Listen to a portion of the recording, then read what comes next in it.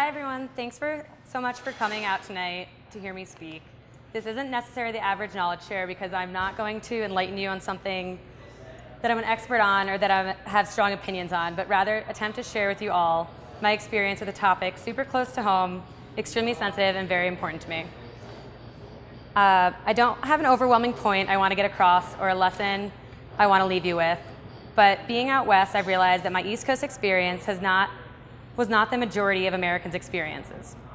Tonight, I am hoping to A, hold it together, B, contradict that statement and make myself extremely vulnerable, and C, attempt to let you all share in my personal experience with the national tragedy that has shaped our generation and created a new era of war and unrest. It's a sensitive subject, so forgive me for reading off my paper. It makes it easier. For those of you who don't know me, I'm Kelsey Morell, as Luke just introduced me so kindly. I am the daughter of George and Robbie Morell, one of four siblings, and I lost my father when I was 11 years old in the World Trade Center on 9/11. My dad worked on the 105th floor of Tower 1, or the North Tower, for Cantor Fitzgerald as a vice president and partner. Growing up on the East Coast, many people feel a close connection to this tragedy and not only can remember where they were for the attacks, but by the Kevin Bacon 7 degrees of separation trick, know someone who is directly involved or affected. Coming to Colorado for the first time for college, I was shocked by the lack of acknowledgement of 9/11. At first, it made me sad and feel isolated, but what I have come to realize is that national tragedies don't affect everyone every day or every anniversary, but they affect the people who died or lost someone in the tragedy for the rest of their lives. Now, this is not a bad thing. In fact, my family in 2002, the year after the attack, took a cross-country trip out west to fulfill a lifelong trip that my parents wanted to take us on because it not only offered an escape from New York, but helped us honor my father's memory at the same time. But I also feel that a lot of people have questions about the experience and what happened, but are too concerned about offending or triggering the person involved. Being a social worker, I like to think I'm more in tune with my feelings and have mourned with my family and explored what I needed to in order to speak without breaking down or clamming up. So with that, I'm going to show you some photos and share with you my family's personal experience with the national tragedy. My dad worked for Cantor Fitzgerald my entire life growing up. I visited the towers regularly for Take Your Daughter to Work Day and for Christmas celebrations. For 5 years in a row, I won the most cookies sold for my Girl Scout cookie group by bringing my sales to the trade floor. My dad was also there for the first bombing in 1993, where he assisted 2 women out of the building. For those of you who don't know about the bombing, it was February 26th, 1993. I was 3 years old, so I don't remember much about it, but it occurred from a 1,200-pound bomb in a Ryder truck parked in the parking garage below the World Trade Center. Though not many died in that bombing, an estimated 50,000 were evacuated from the building. My mom put together a little scrapping of the shirt he wore and some photos of him returning home. Fast forward 8 years to September 11th, 2001. This was taken the Sunday before the attack, and that Tuesday I had just entered 6th grade and I was in math class when I was called out by the principal and told I was being picked up by my mother. When I left the school, I thought I was going to get a haircut or going to a dentist appointment, and my mom just forgot to tell me. I saw my brother outside, and he said he thought something happened to Grandma. When my mom pulled around the parking lot with my sister in the car as well, we kind of knew something was up. We got in the car and asked her what was going on because she was crying, and she was in the car with my cousin, my dad's cousin, my aunt. And she said that Dad had called and he said there was a bomb and he doesn't know if he'll make it home for dinner tonight. He said he loved us all.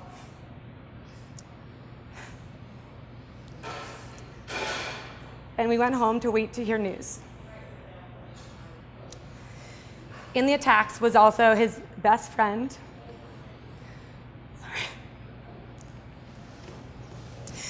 Was his best friend who he grew up with, who was basically like my uncle.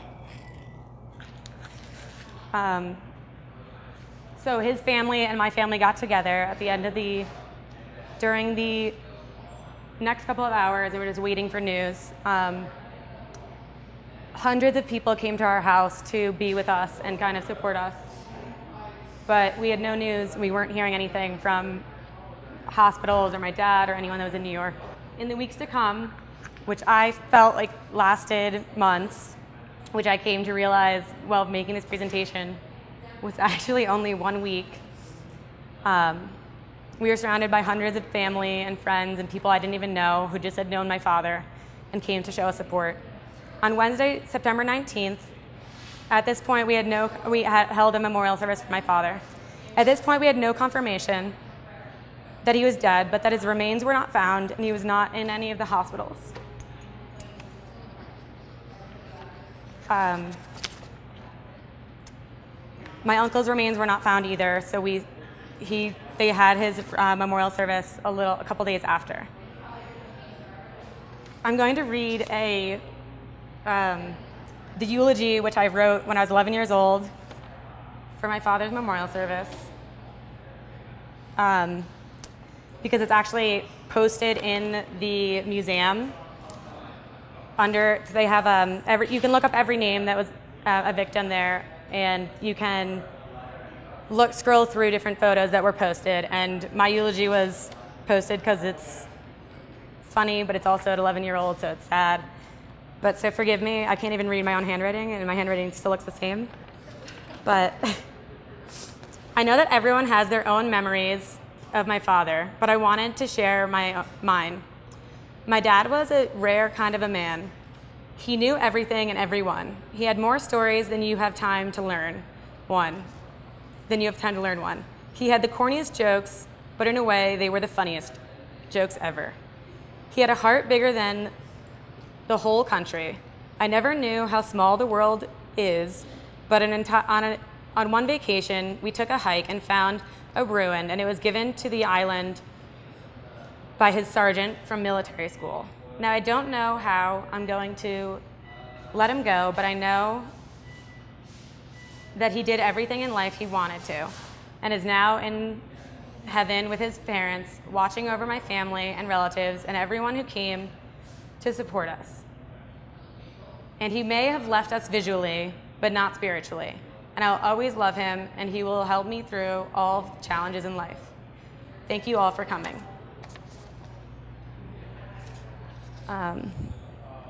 This is the mass card that we have, which we actually left at every stop that we made along our cross-country trip and whenever we travel out of the country. To help you guys get to know my dad a little more, I'm going to read another story. This is my uncle who passed away. He's actually a family friend. We just call Uncle Tommy Palazzo. My dad, George Morell. So, at a Giants playoff game last year, George Morell introduced himself to the legendary halfback Frank Gifford, without knowing who he was. Even when Mr. Gifford said his own name, Mr. Morell still did not know. When his friends ribbed him, Mr. Morell replied, "Well, he didn't know who I was either." Mr. Morell, 47, a bond broker at Cantor Fitzgerald, was the kind of man who shook hands with strangers and made them his friends. It did not matter if they were celebrities or not.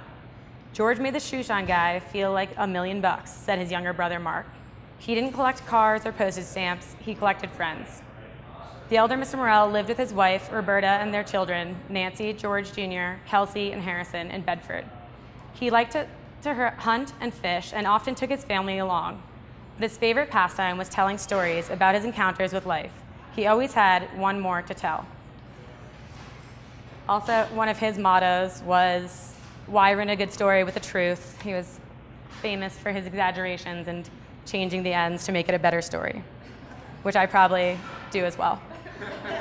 My uncle also had an amazing life motto that I live by, which is, "Be nice to everyone because you never know where their second home is." So I learned a lot from these two men. The last story I'm going to tell is about a firefighter who found my dad's business card in Ground Zero. I am not going to read it because it triggers me and it's time consuming, but I sent out some copies of it, and there's also an article about which the firefighter wrote about the letter that he wrote my family. I'm going to summarize it though. A firefighter found September 14th, he was in a bucket brigade where they were trying to find different remains or survivors within the wreckage. There was one hole that had opened up, and it was about big enough for one person to go down. So he was held by his boots and lowered into the hole, and he was silent, trying to listen to things, and there was no voices, there was no survivors that he could find or remains. When he was being pulled up, he saw one piece of paper that was falling. He went and grabbed it, and he came back up and wasn't sure what he was holding.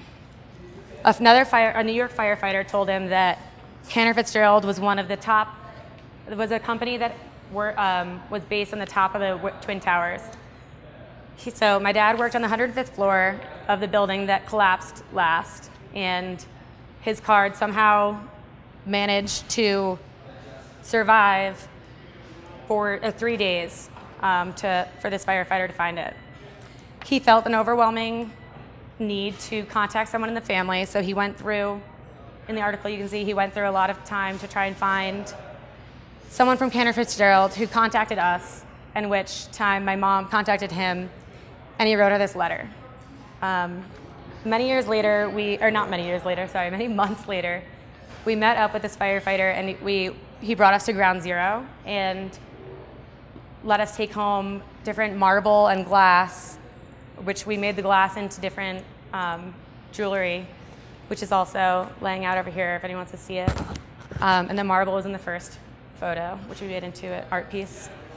It meant a lot to us, and it was, I guess, a different experience than any other family had at 9/11, at Ground Zero. The 10-year anniversary was the first big milestone that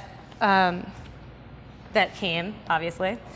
And it was the first time that they opened the fountain, the Memorial Fountain, to the public, and Obama was there to speak. And so the names of the victims are all placed around the fountains within the tower that they worked or passed away in.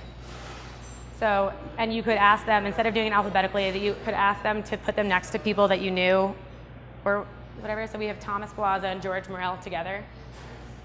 And then there's some other people that we knew and were friendly with that are placed around their names.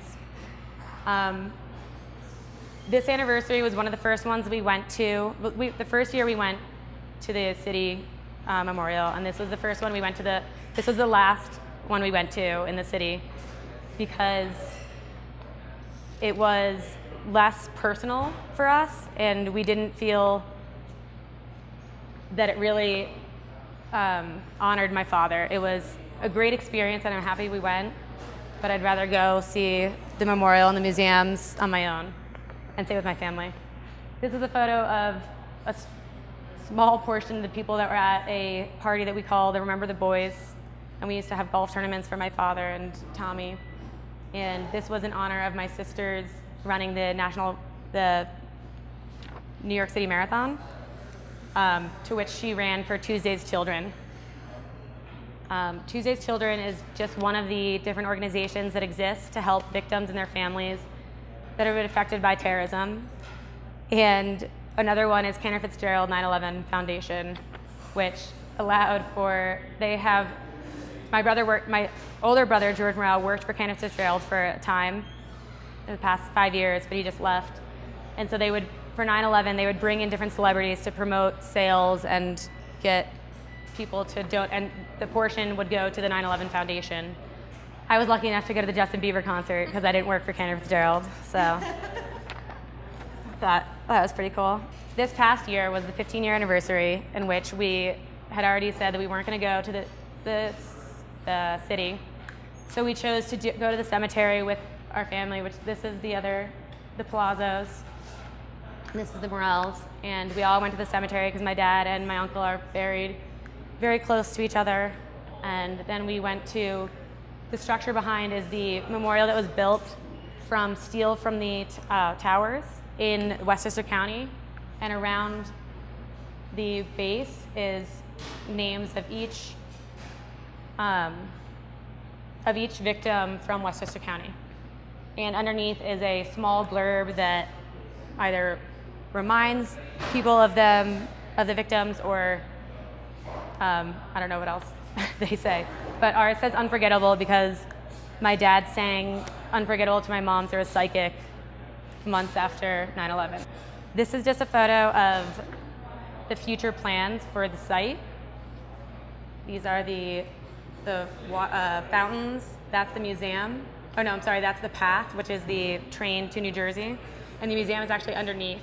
And when you go through I don't know if anyone's been to the museum, but when you go under, you see they've preserved some remains that weren't destroyed, and there's steel, and it's a very cool museum. It's very difficult to go through, but right now they don't have half of these buildings up because there's no funding for them. So right now it's just the Freedom Tower, which I'm sure everyone's seen photos of, and I think towers 3 are like 7 and 6 or something. They're all different numbers. But so to wrap up from all of this about 9/11, I don't think it is the national tragedy that shaped me into who I am today, but it was who my father was as a person: compassionate, loving, generous, and all-around people person. I was only 11 when he passed away. He still had a huge impact on making me the person I am today. Many of my dad's friends tell me that I share a striking amount in common with him in personality, heart, and looks. And it is one of the best compliments I can get, because I like to think that I too collect friends, but I also live by my uncle's words: be nice to everyone because you never know where their second home is, which just adds to your friends.